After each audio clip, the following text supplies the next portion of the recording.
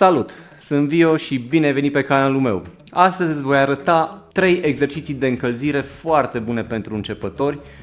Recomand aproximativ 10 minute să le faci în fiecare zi. În primul rând, primul nivel, exercițiu 1, degetul 1 pe fretul 5, coarda 6, coarda 6 fiind cea mai groasă, avem așa, degetul 1, pe următorul fret degetul 2, pe următorul fret degetul 3 și pe următorul fret degetul 4. Coborâm o coardă pe coarda 5, coarda La, degetul 1 pe fretul 5, coarda a 5-a, degetul 2 pe fretul 6, coarda 5, următorul fret, fretul 7 cu degetul 3, fretul 8 cu degetul mic. Și tot așa pe fiecare coardă până ajungem pe coarda 1.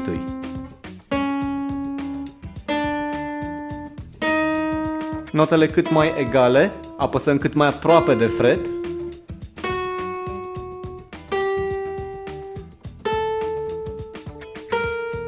Încercăm să obișnuim mâna să apese pe freturi. Înapoi ne întoarcem 4, 3, 2, 1, exact invers de cum ne-am dus, da? 4, 3, 2, 1.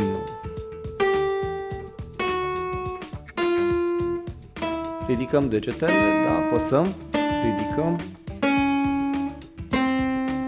4, 3, 2, 1.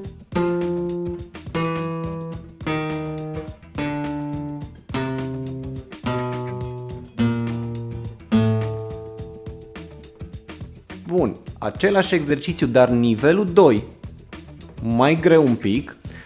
Avem tot 1, 2, 3, 4, dar de data asta ținem degetele apăsate. Degetul mare în spate îl ținem întins,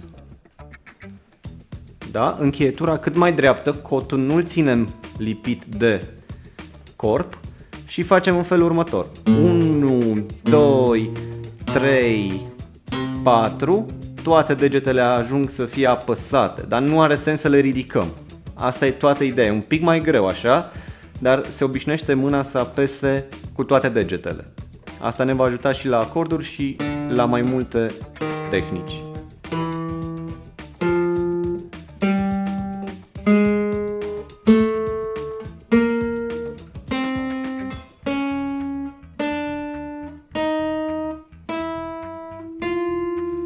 Trei, 4 și ne întoarcem 4, 3, 2, 1. De data asta trebuie să ridicăm degetele.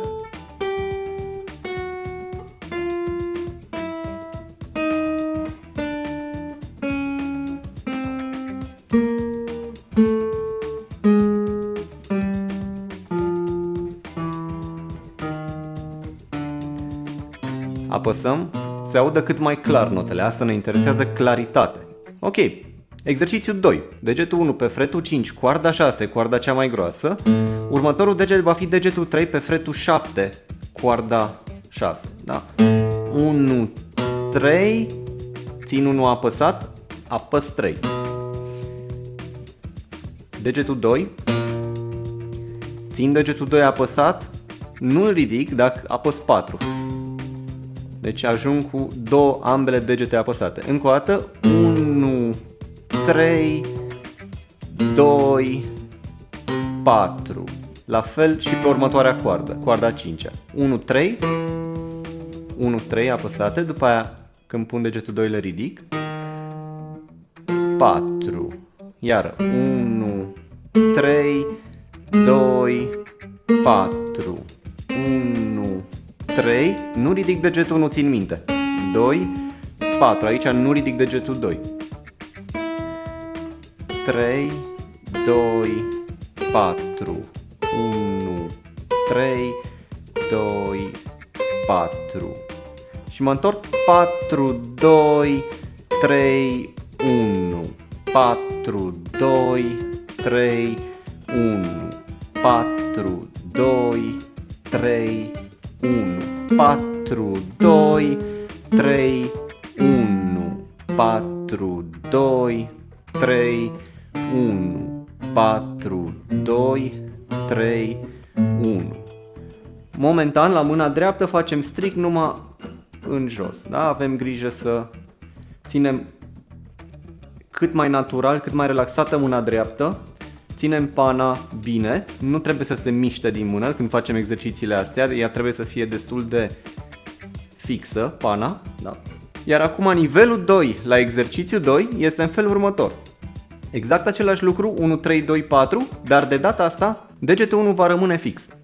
1, 3, apăs degetul 2, 1 l-am lăsat fix, 4.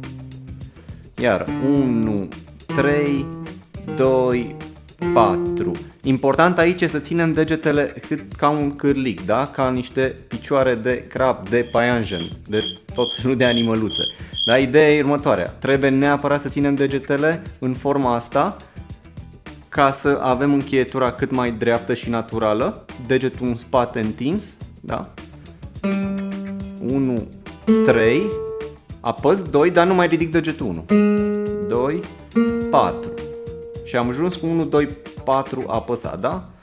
1, 3, 2, 4. 1, 3, 2, 4. 1, 2, 4. Ține minte, cotul nu stă lipit, încheietura cât mai dreaptă, cât mai naturală, degetul mare în spate întins. Bun, și ne întoarcem la fel. 4, 2, 3, 1. 4, 2, 3, 1.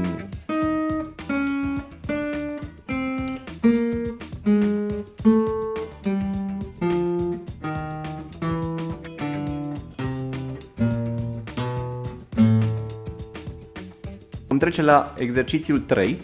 1, 2, țin 1, 2 apăsat. După aceea voi face 4 cu degetul mic pe fretul 8 și 3 pe fretul 7. Încă o dată. 1, 2, 4, 3. Merg mai jos pe încă o coardă. 1, 2, 4, 3. 1, 2, 4, 3. 1, 2, 4, 3. 1, 2, 4, 3. 1, 2, 4, 3. Și ne întoarcem 3, 4, 2, 1. 3, 4, 2, 1. 3, 4, 2, 1. 3, 4, 2, 1. 3, 4, 2, 1. 3, 4, 2, 1. Astea au fost exercițiile de astăzi. Sunt foarte importante de făcut, cel puțin 10 minute pe zi. Cât de des poți. Recomand la început chiar să faci 10 minute, de exemplu dimineața, 10 minute mai târziu dacă ai timp, la prânz sau seara. La început degetele până se obișnuiesc să apese pe freturi, într-adevăr durează puțin și trebuie să te obișnuiești cu durerea, dar nu-ți face griji, în câteva săptămâni, dacă vei face și exercițiile de încălzire, cu siguranță îți va fi mult mai ușor să cânți și degetele nu vor mai simți presiunea corzilor, la fel cum se simt acum. Sper că ți-a plăcut video-ul ăsta, lasă-mi în comentariu ce exerciții de încălzire folosești, dă-mi un subscribe și te aștept în următorul video.